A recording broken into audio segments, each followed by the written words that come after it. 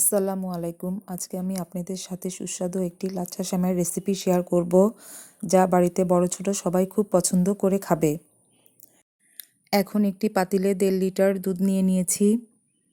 দুধ নিয়ে নেওয়ার পর চামিচ দিয়ে ভালোভাবে নেড়েচেড়ে নেব।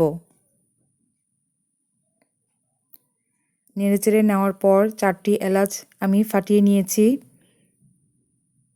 2টি তেজপাতা ও 2টি দারচিনিও দিয়ে দিয়েছি।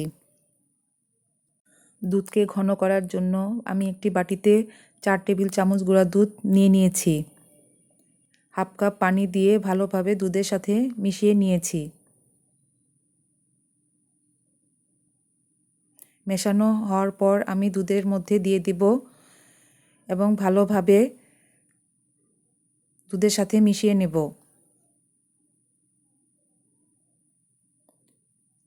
দুধ বলক ওঠার পর হাফ কাপ নারিকেল দিয়ে দিয়েছি। এখানে নারিকেল দিলে দুধের টেস্টটা খুব ভালো আসে। এখন হাফ কাপ চিনি দিয়ে দিয়েছি। আপনারা আপনাদের পছন্দ মতো চিনি দিয়ে নেবেন। এখন দুধের সাথে চিনি ভালোভাবে মিশিয়ে নিব। যা তেজপাতা, দারচিনি, এলাচ দিয়েছিলাম সেগুলো উঠিয়ে নিব। এই যে আমার দুধটা এখনও ঘন হয়নি, আমি অল্প আছে দুধটাকে আরেকটু ঘন করে নিব। এখন একটি প্যানে 1 চামচ ঘি দিয়ে দিয়েছি। ঘিয়ের মধ্যে কিশমিশ ভেজে নিয়েছি।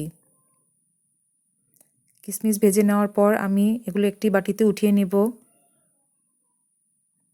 এই ঘিয়ের মধ্যে 1 কাপেরও বেশি লাচ্ছা সেমাই দিয়ে দিয়েছি। লো আঁচে হালকা বাদামি কালার করে ভেজে নেব। আপনারা আপনাদের পছন্দ মতো ভেজে নেবেন। আমার সেমাই ভাজা হয়ে গেছে, এখন বাটিতে উঠিয়ে নেব। দুধ হয়ে গেছে, বাটিতে বেড়ে নেব এবং 2-3 মিনিট পর লাচ্ছা সেমাইগুলো ছড়িয়ে ছড়িয়ে দিয়ে দিব। গরম দুধের মধ্যে লাচ্ছা সেমাই দিলে দলা পেকে যাবে, আর এভাবে ছড়িয়ে ছড়িয়ে দিতে হবে। দুধের সাথে লাচ্ছা সেমাই সেট হয়ে গেছে। এখন ভেজে রাখা কিশমিশ, কাঠবাদাম, পেস্তা বাদাম দিয়ে পরিবেশন করে নেব। আপনারা এভাবে রান্না করবেন, আশা করছি খেতে খুবই মজা হবে। যদি ভিডিওটি ভালো লেগে থাকে তাহলে লাইক, কমেন্ট ও শেয়ার করে দিবেন। আমি এখন একটি পিরিজে সেমাই বেড়ে দেখাচ্ছি। দেখুন আমার সেমাই কত সুন্দর হয়েছে। ঘন হয়নি বেশি এবং পাতলাও হয়নি বেশি। ঠিক এরকম সেমাই আমার কাছে ভালো লাগে। খেতেও আলহামদুলিল্লাহ ভালো হয়েছে। আপনারাও বাড়িতে বানিয়ে খাবেন।